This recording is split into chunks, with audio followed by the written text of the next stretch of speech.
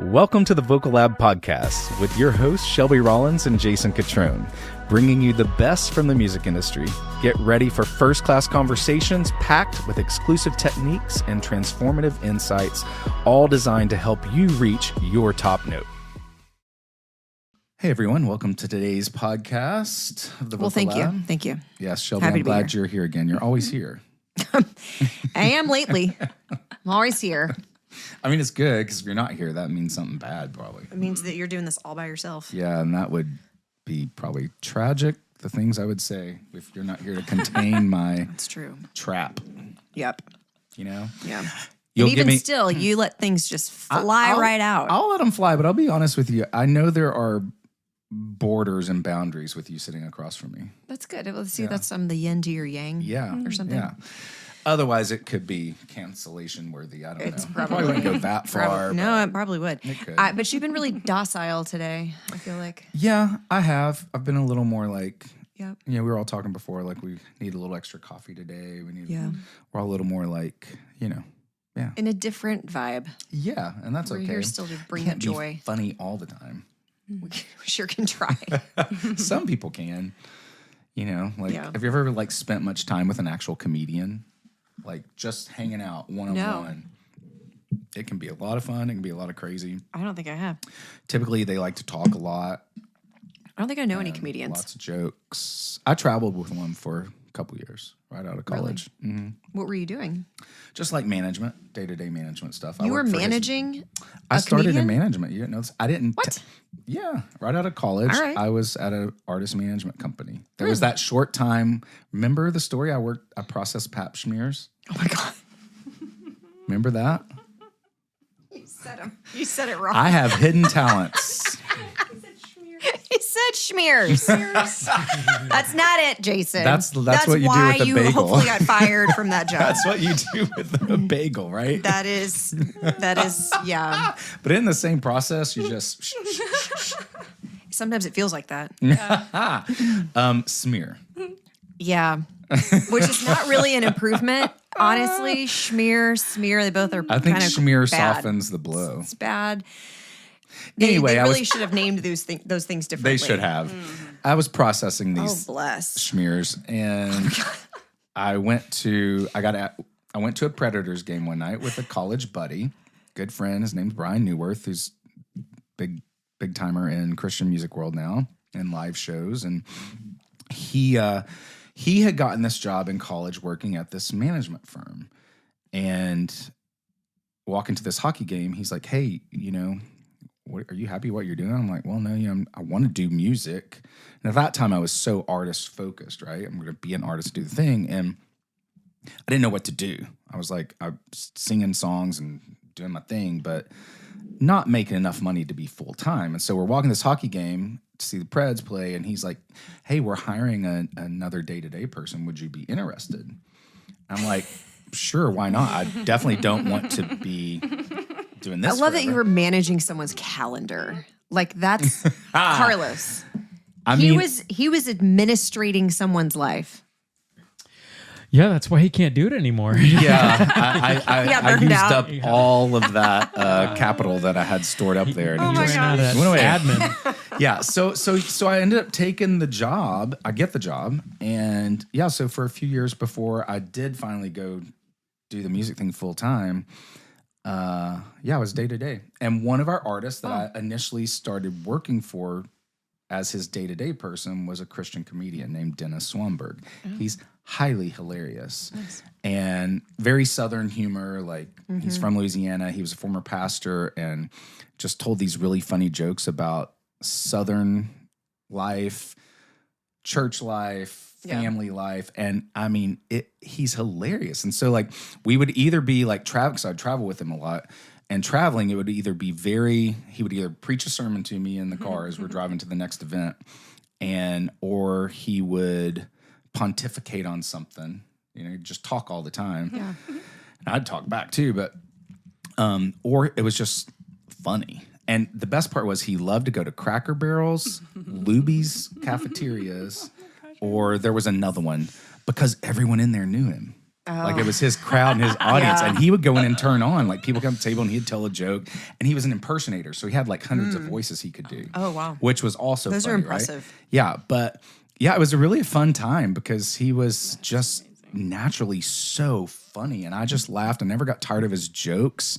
It really gave me a lot of hands-on experience in how to like have your own, music career and your own business. And because I was getting to be hands-on in all the parts of the music business, quote unquote, entertainment business, because he was a comedian.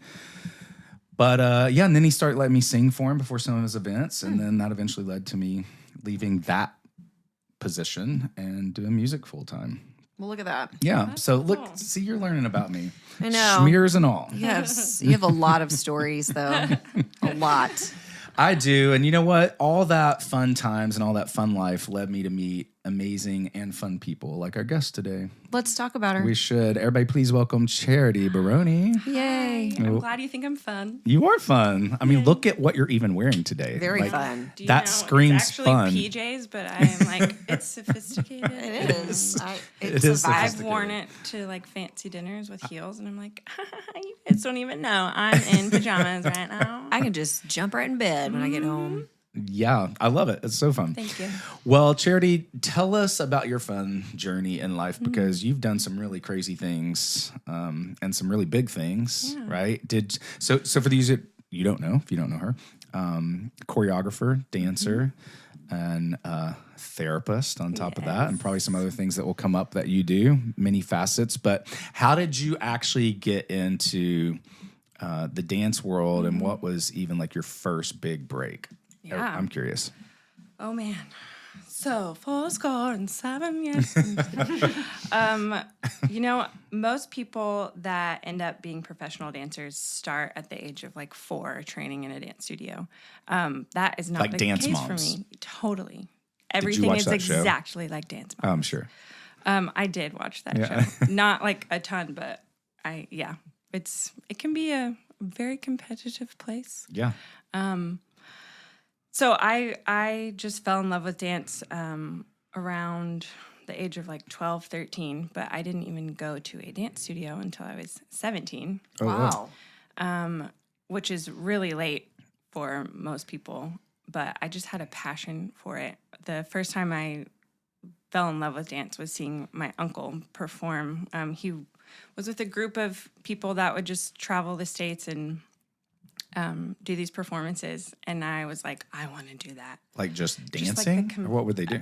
So it was with a group, YWAM, do you know? Oh, yeah, of course. So he was in charge of one of the groups, and Oh, cool. their big thing was just doing these performances that were really powerful and Sure. connective and real world stuff, And so that made me see, dance also can have this like really cool meaning.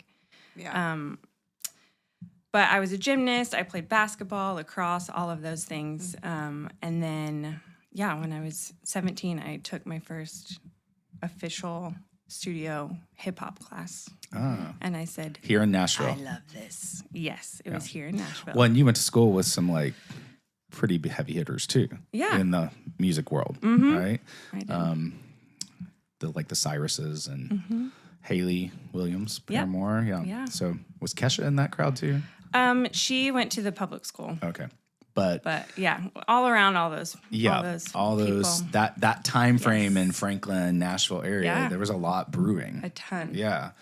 And so you took that first dance in hip hop. And just fell in love with it. I never thought like I want to be a professional dancer. I just knew that I loved dancing and the way that it made me feel connected in my body and my head, especially as a teenager, it can feel really weird to connect those things. So, I just started taking tons of classes and didn't stop. And then when I was 19, I auditioned in Nashville for a reality show called Dance War, Bruno versus Carrie Ann.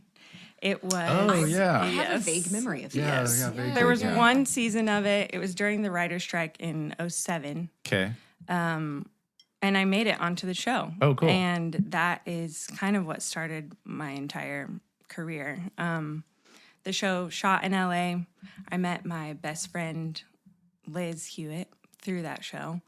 And she ended up moving to Nashville, and I moved to LA. So we kind of switched places. Yeah. And I got her an agent here in Nashville. She auditioned for to be Taylor Swift's backup singer. And Taylor ended up letting go one of the dancers like a week before tour started. And Liz told Taylor about me, and Taylor watched some YouTube videos of me and flew me in the next day. And wow. So that was my first huge break. But before that, I actually I had danced on the Grammys with Katy Perry. That was my first cool, super big, and auditioning for that. I took classes and auditioned a ton. Yeah. And then, I'm very, very, very lucky and very blessed to have the story that I do. Well, totally, because that dance world is as competitive or as hard as any of them, right? Because absolutely, if I think I'm right in this thinking, the opportunities are fewer, right, for the most part, right? Yeah. Not that there's fewer people trying to do it. Maybe there's more. Yeah. I mean, it's 1,000 people can be auditioning for 2 spots. Right. And it's just highly competitive and athletic. And even in that, I guess, trying to find your own identity, yet be versatile too. Exactly. That's got to be super challenging. Oh, yeah. Yeah. Absolutely. Yeah. And so how did you even start to navigate or manage that since this wasn't what you started doing it for? Right. Yeah. I think, honestly, it's almost a blessing that I didn't, because most people, by the time they get to the age that they can do it as a profession, they're burnt out. Yeah. So I think the passion that I had kind of took the pressure off to make sure that I made it. It was kind of like, oh my gosh, I want to do this. I'm going to go for it. And if what I'm doing connects to what they need, awesome. It was absolutely insane and so hard, especially as a young 20, 21-year-old, to go into a room with your peers and be told you weren't good enough, or you were the best dancer in the room, but you didn't have the smallest waist, or you know, there were times where you would go in and they would typecast. So before you even dance, they line you up and just look at you and say like, please stay, thanks for coming, please stay, thanks for coming. Yeah. You know, so you're just exposed to that. You're like a model who moves. I mean, models move, but you know what I'm saying? It's like, kind of in a lot of ways. Yeah, you have to look the part. Right. Side note, I got to, because Shelby likes these little like layers that I give her about my past. I got to call, I got to call from like the booth fashion show one time in LA for my friend Julian McDonald, famous designer from England. And he didn't have enough staff on hand there. And it was the venue, the way it was, they needed someone. His best friend Terry had flown in. Terry's like one of the top like show callers in the world. And so he had flown in. And the way this venue was, you couldn't see from backstage. There was no view outside. So they needed someone in the booth by the sound guy with a headpiece calling out the models as they came. So I got hired to take that job. One show? They just told me to do it. Yeah, it was just one show. But the fun part was Julian invited me for the 2 days to help pick the models. Ooh, that's fun. So I'm standing there and he's like, I mean, I can judge someone on their looks, I guess, but like, I don't know this world at all, right? And so he's like asking me my opinion. What do you think of this one? What do you think of this one? It was so fun. Yeah. But also it's that included with the dance world. It's got to be, and I saw that, it's crazy. Like it's crazy. Like at every level, but especially in the events and the moments, there's just so much going on, and the energy levels and the all of it, right? Right. And then, you know, you're managing other people's egos, your own. It's just like so much comes into that. And so it's crazy that all of this happened pretty quickly for you once you said, hey, I want to do this. Man, it is crazy. And I'm just so thankful that I knew who I was by the time I got there. And I continued to dig for that. Sure. Otherwise, I would not be alive right now. Yeah, because I would think too that world is a lot like many of the others. It's you can get into some heavy wrong circles really quick. Absolutely, and things become very accessible. Yes. Especially when you're with the people that can get anything at the snap of a finger, you know. Yeah. I'm just so grateful for the foundation and the faith that I have and the family. And I actually found a really good community of real friends, which is also pretty rare, especially in places like LA. Yeah, no, and I have that very same sentiment and story. Like I was lucky when I moved there. Again, I knew who I was at that point in life, but I found really great friends pretty quickly. And that can be the hardest thing in a big city like that. You'd say the same thing about New York. Carlos would say the same thing about Puerto Rico. But no, that's so cool. And I'm sitting here trying to remember if we actually met first through Katie Shearer at the time, Talbot. Yeah, it might have been. Or we might have met through her first, but then you were dancing with our mutual friend, Brandon Stansel. Yeah, who was also on that Taylor tour. So what was that like? Was that your first big tour? Yes, it was my first big tour. Which tour and was that's that? what you would call a big tour. Very first tour was the Fearless tour. Yeah. And oh, wow. I didn't even know who Taylor Swift was. Yeah. No way. When I got the phone call. Oh, my was gosh. like, hey, can you fly in tomorrow? And I was like, who? Yeah. It's like, but I just made all my good friends in LA and I haven't even been here a year. And I want to go on tours. So that's kind of why I'm here.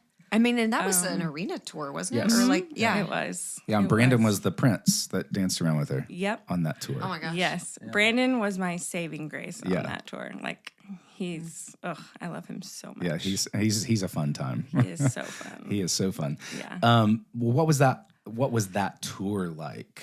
And maybe how did you start to manage all the new and all the big and all the everything? Yeah, I mean, honestly, day at a time. Were you super nervous? I was a little bit nervous. I think not knowing who she was kind of helpful. Yeah. I think the craziest part was that I was flown in and I had to learn all of the dances in one night. Oh my gosh. And then perform them and basically audition for Taylor and her mom the next day. Wow. Wait, hold up. So you go into a room. Yeah. Was this like a dance studio or was it like a hotel conference room? We had a studio. Okay, so you're at a studio and you walk in and it's just Taylor and her mom.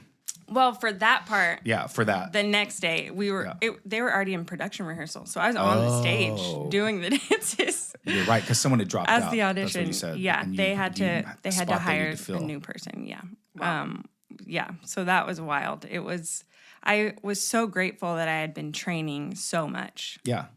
So that I could learn quickly, and that performance is something that I already understood. It wasn't just about like dancing and being good. It's about, the whole package of like telling the story, which is what I'm so passionate about. But it was crazy. I was definitely nervous. Like, am I going to remember all of this? I just don't know. And oh my gosh, how does one expect somebody to memorize that overnight? I don't even know how you do memorize that. You would hope overnight. that they have a little bit of grace for that. Yeah, for sure. Yeah, and thankfully, figure it out tomorrow. I mean, honestly, with her first tour, that was the first time any of them had been around dancers or even thought to have dancers. Mm-hmm. So there were only 4 full dance numbers for the entire tour. So it wasn't like I was doing the Eras tour. Yeah. That would I would have been like, thank you so much, but I need about 7 months. Yeah. Thank you. That's a great question right there that I've always been curious about. You take the Eras tour, and that's a 3-hour show every night. Well, 3 nights a weekend, I think it was, right? Yeah. How does a dancer have that amount of stamina, energy, and, because I can sit here and be like, okay, I could do, doing a 90-minute to 2-hour show singing is one thing, but by and large, I'm just kind of standing there, simple moves back and forth. How do you even do that? How do you even? Yeah. Like, honestly, I think that's one thing that maybe a lot of the world might not understand how sacrificial it actually is. Wow, that's a big how statement. Hard it is, and you are an accessory still, Yeah. But you are using every instrument that you have. dance is so vulnerable and emotional. And so it's not even just like, oh, I'm doing all these moves. It's like you are connecting your whole body and soul into this. So I think a big part of it is just being incredibly trained, also taking incredible care of yourself. When you're younger, you have the stamina. That's why I don't tour anymore. Yeah.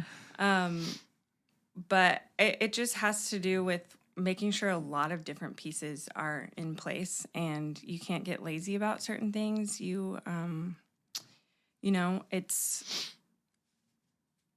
hard. It's really hard. But the beautiful part of it is they make it look easy, and it's also so fun. Yeah. And when, like for me personally, when I'm on stage and I'm like, I'm about to die, I can look over and see a fellow dancer and we have this connection of like, let's do this, you know? And it's, or you see someone in the audience and you point at them and they give you that burst of energy that you need. So there's just a lot that has to align to keep that energy up. And sometimes you're going to have a bad show or a bad day, but you just freaking do it, and then you do it again the next day. Yeah, well, that makes me think, does a tour like Eras, would they have like a dancer or two just in the back wings in case someone gets hurt or sick? Because if one goes down, that affects the whole show. I think so. I think by the time she's made it to this tour, I'm sure they have swings. I mean, she can have anything she wants at this point. Yeah, that kind of budget, right? Yeah, I'm pretty sure that they do that. It would make sense. It would make complete sense. I know when I was on the Fearless tour, I had to dance with 104 fever and strep throat and throwing up after every number, you know, because there wasn't one of those. Oh my gosh. And I was always the one who held the props to like hand them to Taylor. So they had to like switch out me like on those nights so that she wouldn't get sick or contagious, and I changed formations, you know. Yeah, that is so crazy. That's the kind of stuff that people don't know or see. One, they don't think about it unless you've been a dancer. Right. Like, I've never thought about half the things she's talking about today. Like, I just never thought about it. I never thought about, like, you know, you really are so much of just an accessory, yet it's so visual and it's so important to the emotion and the story that you're telling. Yeah.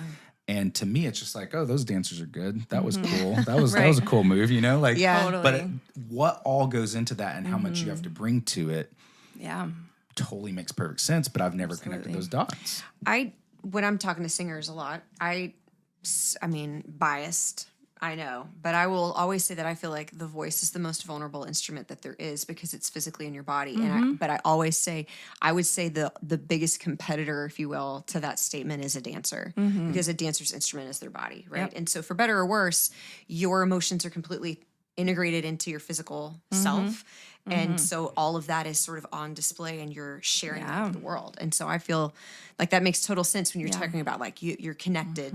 It's the mind and the body. It has to be connected, and the service of the music and what you're doing is in service to a singer, like sharing their art. So you're having to take what they're performing and then internalize that for yourself and then externalize that for your audience. And I don't know that every dancer thinks about it quite on that level. Maybe they do, maybe they don't. But I think it's a beautiful thing that you do because you're really, as not to what is the word I'm looking for?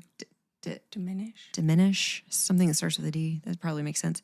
The role to like an accessory, but at the same time, they're not technically there to see the dancers. They're there to see Taylor. You know, they're there to see the artist. Yep. But what a beautiful way to serve like the art itself. Absolutely. Than through dance. I think dancers are incredibly selfless in that way. Yeah. It's also pretty wild because the dancers get paid the least. Really? Interesting. And that is very boo. That is so boo. Because of what I mean, the way you're putting your body through it. And you arguably invest more in crafting your art than anyone else. I mean, take out like what maybe the singer will spend on production to do a record, but like you go to dance lessons way more than people go to voice lessons or guitar lessons or drum lessons. Yeah. Your entire, to get to where you are. So and your investment, and you continue doing it. Right? And the gym and your diet and your food. Yeah. That's crazy. My body is still so messed up and I haven't toured in over a decade. Wow. it's, we're putting everything into it. And if Yeah. I was walking down the street and broke an ankle, like, there goes my job, Right. It's just a very, very, it's great. And it's also just kind of crazy to think about those types of things. And I think the dance community is raising up as a whole to just try to fight more for like fair. Fair. Well, it's always been a pet peeve of mine. It's not even a peeve. It's really an argument that unfortunately in the music world, we don't have and this isn't a pro-union statement. It's just that it is one of the few art forms where, and as dancers, you get thrown into that. Now, if you dance on a show, you're going to, right? Or if you're at theater and Broadway, there's union rules and clauses that you have to get paid a certain amount. But in the singing world, it does not exist unless you go into a studio to record a song. Wow. And people work around that all the time too. Or you're, one of the, like gig union operators who are like lugging in and out, the Teamsters, that's unionized. Yeah. But yeah, so you could get paid $50 for a show. You could get a pizza, or you could work up to a bigger price. But like, you're right. Thankfully, when you are on tour, you have to be with a union. We do have. Oh, you do as dancers. We do as dancers have. Okay, that. I didn't know that. But there are people that always try to work around it. Honestly, even the first tour, they hired everyone without an agent, even though everyone had an agent. I came from LA and I said, absolutely not. I will have my agent because I know it's about protection and so just even that, I think a lot of the just art industry, entertainment industry in general, try to cut corners in those ways. And it's like, to save a little bit of money. Right. But in reality, it's just, and people accept the jobs because they're like, I want it on my resume. I want the exposure. And in reality, they're just messing it up for the future generations. Yeah. Totally. And then the gripe that I often have in the entertainment industry is like they'll cut corners on the stuff that matters the most and then spend exorbitant amounts of money on stupid stuff. Yeah. Which it's like weddings. Wedding singers never get paid very well. Oh yeah. But it's one of the most important things. Sectors. Totally. Yeah. But they'll spend top dollar on those napkins. I was definitely. I sang in a lot of wedding ceremonies. I usually didn't do like a wedding singer reception gig, but I was often. Those usually get paid pretty well. The wedding bands that play at receptions. Yeah. But I was usually singing in someone's ceremony, and I remember I definitely got given a coupon. It was like a free Chick-fil-A sandwich for singing in someone's wedding. I've been I was there. like, thank you Yeah, so I've much. done that too. Okay. Yeah, done that. So what? Thankfully, I don't actually remember which person it was that did that, and that's that's good. Having to God's make amends. grace for that person. What tour? What did Taylor's tour launch you into next? Like, what was the next big tour you did? Actually, after Fearless Tour, she asked me back for the Speak Now tour, which is unheard of to not have to audition. I felt very honored, and to me, that was very telling of the relationship that I built. I think that is something that kept me working in LA, honestly, because everyone in LA is a great dancer. Right. You wouldn't be there if you weren't. Yeah. Everyone acts, models, dances, everyone and that is there try to sing. Some are good, some are not. Yeah, at what they do. So the thing that is rehirable is professionalism and personal relationship. Ooh, say that again. The thing that is rehirable. Dropping some heat. The thing that is rehirable. Yeah. It's relationship and professionalism. I love that. That's so true. That is so true. Yeah, so what was that next? Oh, what was the artist after Taylor? After Taylor, I met Selena through Taylor, and Selena asked me to come on her tour. Selena Gomez? So Selena That's Gomez, crazy. yes. Cool. So honestly, and it wasn't like I was like, ooh, how can I network and like get in with these people? Sure. It was like, I love having a good time, and I love authentic connection. Especially because you're going to be around these people every single day. Yeah. Like, there's no reason not to just dive in. Right. And I think that's a great point too. For the most part, when you're on the inside and you are just being a fun, good person, having authentic conversation, that is very recognizable compared to someone trying to work the room and work the angles. And it gets sniffed out real fast, especially by people at that level. Yep. Right. And so that's. And to your earlier point, you were like, I already knew who I was. And people who don't will go into a room and either like schmooze and network and it's gross, or they're a wallflower and they wait for somebody to come talk to them because they're too insecure to do it themselves. Sure. Right. So somewhere in the middle is someone who's just authentically themselves and wants to connect with other people and build relationships, right? Yeah. But a lot of people err on the other two sides. And that's a thing that sets you apart. Yeah. Yeah. I hope so. And so obviously, you know, you're building your name for yourself out in that space. You're in LA, you're connected. Clearly, choreography and coaching or teaching dance was a natural progression, right? So when did that actually work its way into your space? You know, it actually took me coming back to Nashville to do that. I am one of the lucky ones, like I said, to have gotten to go somewhere and actually live the dream that I went there to do. Granted, there were a lot of very heavy, dark times as well. Some ugly times, some times where all I could eat was oatmeal and I couldn't afford toilet paper, you know, so I'm stealing it from the restaurant that I'm working at, you know. Like, you kind of need that with the oats. Yeah. Oh, my gosh. Yep. Exactly. Balance. It's balance. Yes. So, you know, I got told no 1,000 times and auditioned a ton and worked really, really hard as well. I think what got me into the like artist coaching and performance coaching and choreography was knowing firsthand what is needed in that space and experiencing it and then saying, what would I do differently? What do I see that works? What do I see that doesn't? And, you know, I came back to Nashville basically to take care of my mental health. And I was burnt out on the industry, honestly. I was like, I'm going to work at a restaurant. I am going to be as far away from anything that has to do with that industry. And I am one of the ones that got to actually, you know, do the great thing. So yeah, being back here, once I started, you know, releasing that pressure or that, like, I started feeling like I was being used and I wasn't even these people. Or I couldn't trust people just because I was connected to the famous person or the celebrity. Yeah. I'm like, wait, I can't, you're doing this to me? Like, I'm not even that. So once I was able to kind of like strip that part and start trusting people again and start trusting the love of the art of it again and falling in love with why I even started, which was the connection and the, you know, all of the original reason I started, made me go, oh, I don't want to be the dancer. I want to be the one who gets to help other people enhance their art and enhance their dream.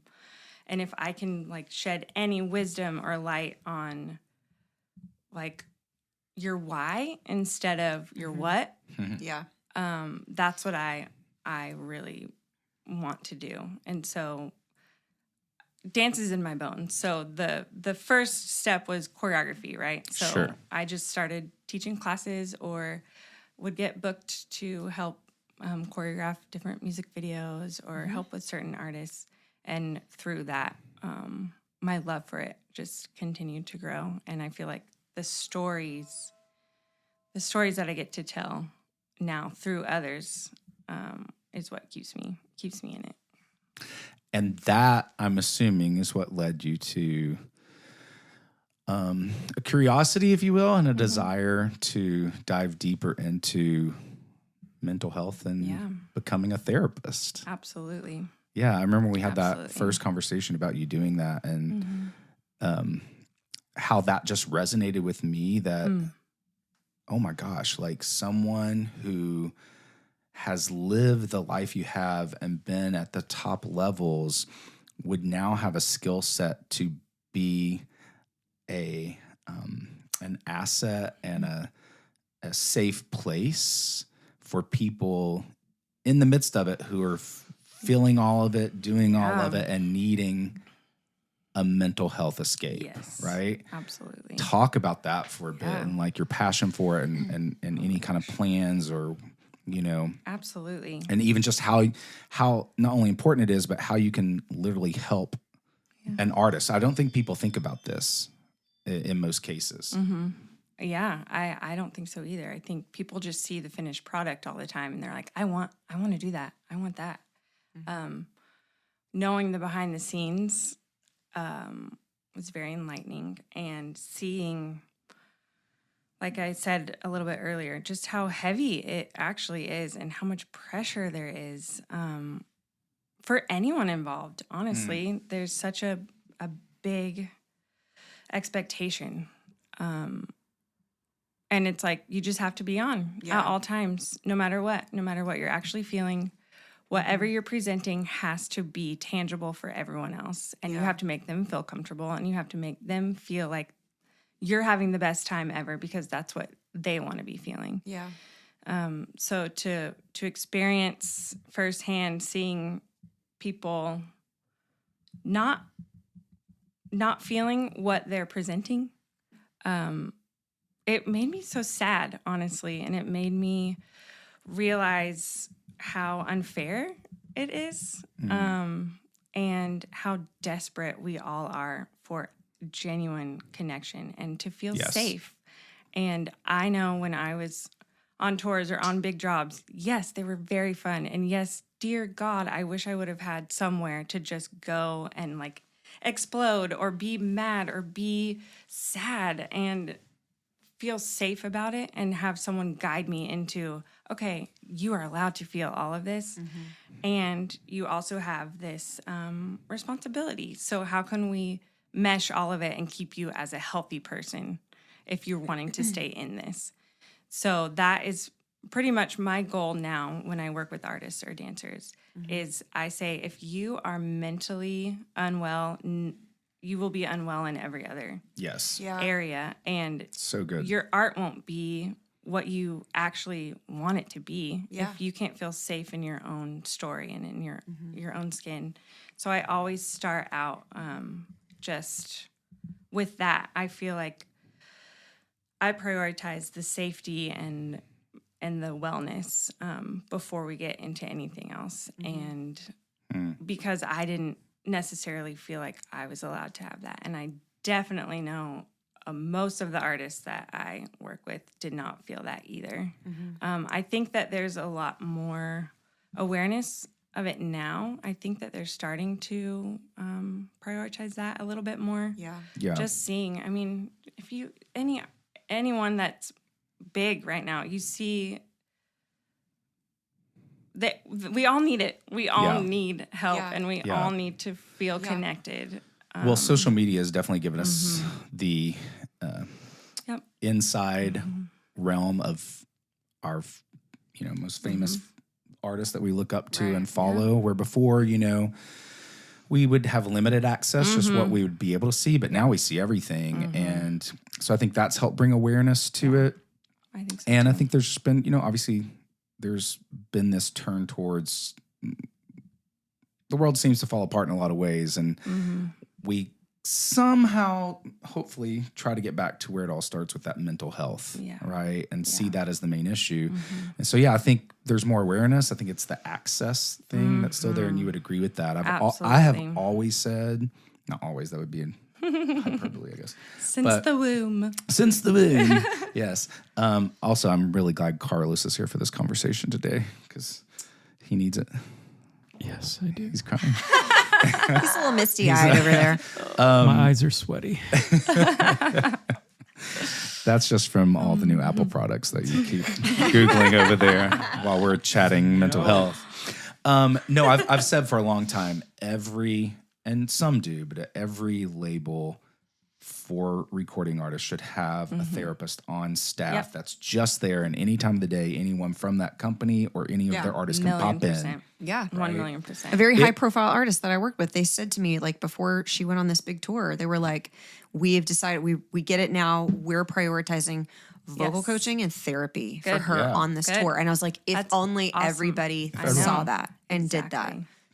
Yes. And the irony is that would benefit the bottom line. That the corporate side is just, that's what they're concerned about. I know, but mostly. it's intangible. And so it doesn't get it true. doesn't have a direct and very quick ROI. Right. And so we're putting the money but towards we're playing advertising. the long Right. game. We're like, Yeah. listen, if you want this artist to be a legacy artist, that you and need not to cancel a prioritize tour this. halfway through because Exactly. they can't Yes. handle it, which I've been a part of. Were you know? really? You were on tour where it they had was- to cancel because of like mental 'cause health crisis? The artist was going down. Wow. And that affected your bottom And then line. I have because I'm not on retainer. I'm not. Yeah. I get paid. Which affects when your my mental contract, health. which affects my it's just a trickle of Yeah. I mean, you could have one person here to help, and at a everyone is minimal Yes. cost. Yeah, Like it's minimal what cost. when I'm doing artist Exactly. development with people, like this is the message that I come in, especially when I'm talking to like a label or an A&R team or whatever, is the reality of when you're spending millions of dollars on this tour for these artists, and you're spending so much money on the stuff that doesn't matter as much. Like the visual, I'm not saying the visuals don't matter. I'm saying they can't be coming first. Exactly. They have to come in the appropriate order. And especially they hit better anyway when it feels more in alignment with that artist and their why. Yep. And that comes out of that artist doing some of the inner work Exactly. and figuring out who they are and how they want to show up, how they want other people to feel after they've been to their show. Exactly. And all of that stuff. But when you don't spend any time helping the person, all of this depends, all of the millions of dollars that you're spending on, and all these other people's jobs depend on one person. Exactly. Yeah. And the pressure of that, are you Yeah. kidding? It's Right, insane. totally. The person becomes a product. Yes. And then they're dehumanized they're at that point. dehumanized, but they're still a freaking human. But Yeah. they have to go into like, I'm a product now. Yep. So like, Yes. and everything relies on if I'm going, then everyone gets a paycheck. And oh my gosh, what if, it's just like this. And they don't constant even feel like they cycle. can talk about it too, because then they feel like they're There's complaining. no- Like, yeah. what right There's do you have no to complain? safety. You're famous. You know what I mean? Yep. Yeah, they Oh have my nowhere to gosh. go. Right. Yeah, And and that's where things fall off the rails. Well, Shelby and I say all the time, we're especially at that level, when you're an artist who knows what you're doing, you're putting out the music and it's happening.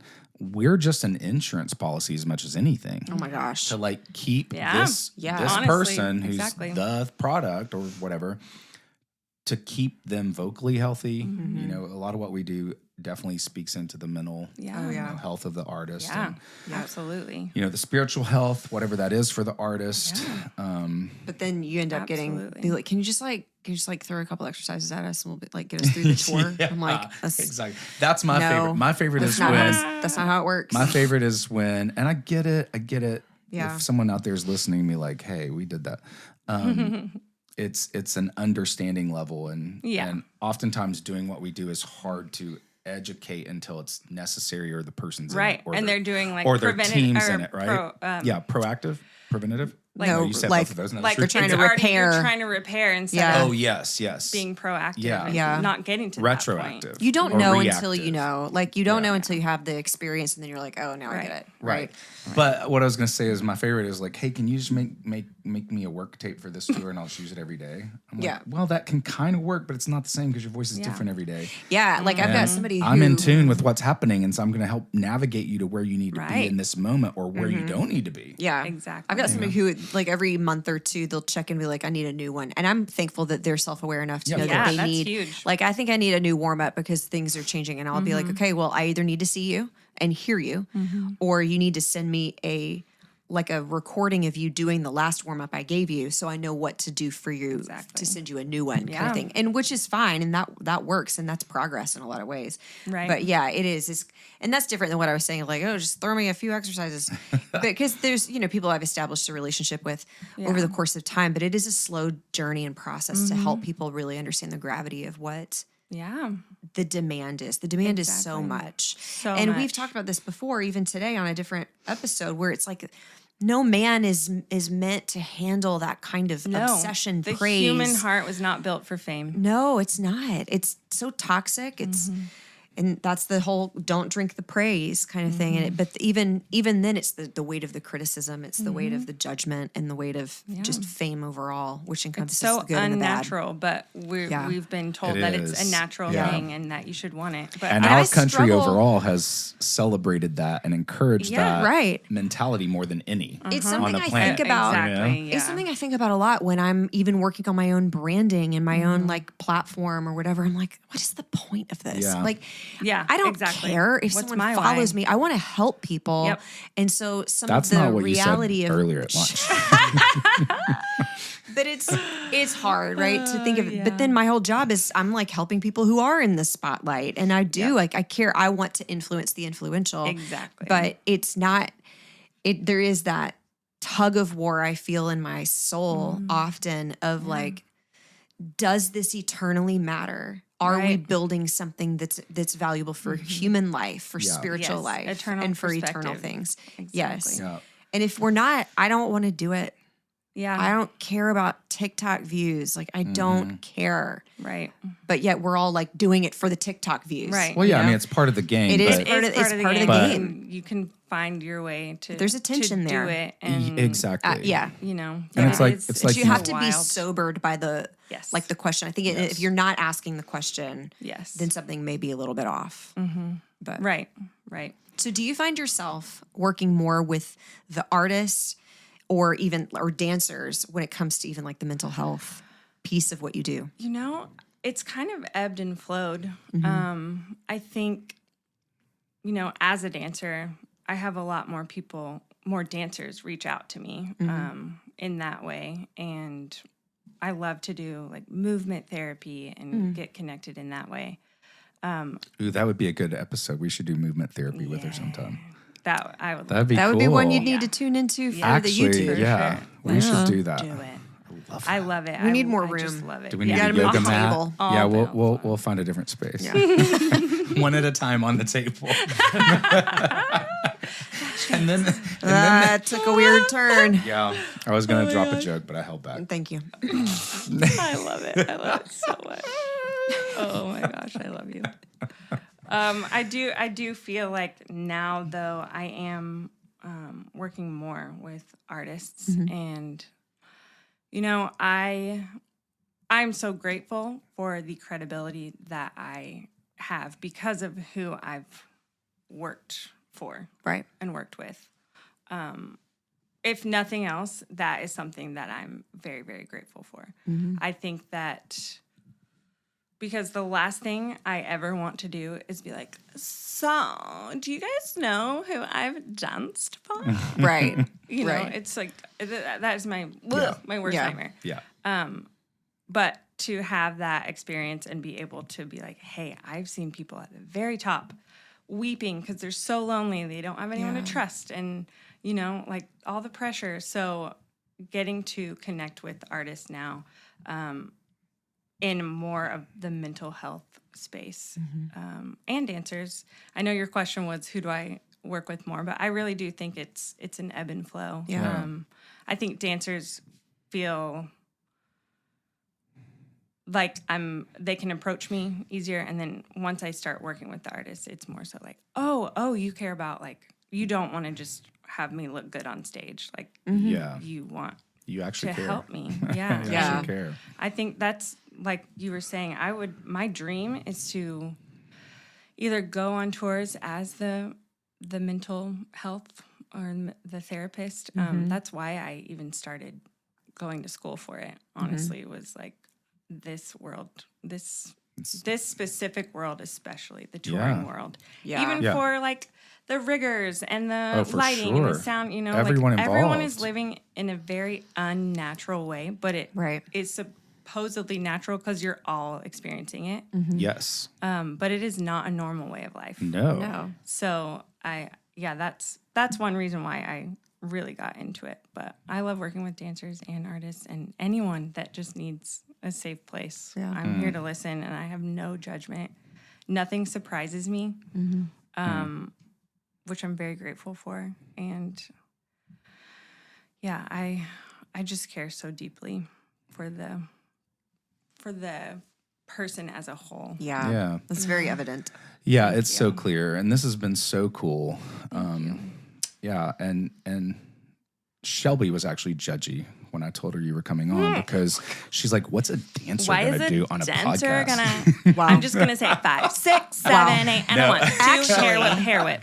Actually, I'm kidding. I said to Jason, I was like, hey, do you know any choreographers? And he's like, yeah, my friend Charity, she does blah, blah, blah. And we're like, well, why don't we have her on the podcast? Yeah, it's And true. he goes, It's oh, literally yeah, how I it should ask happened. her. I feel very honored. It's very true. The opposite. And to that joke, I danced, okay? Yeah. I used to do Anyone it. can I did dance. If you can breathe, you can dance. It's about turning off the perfection in your mind. Ooh, I like that. Okay. Drop that little bomb there at the end. Yeah.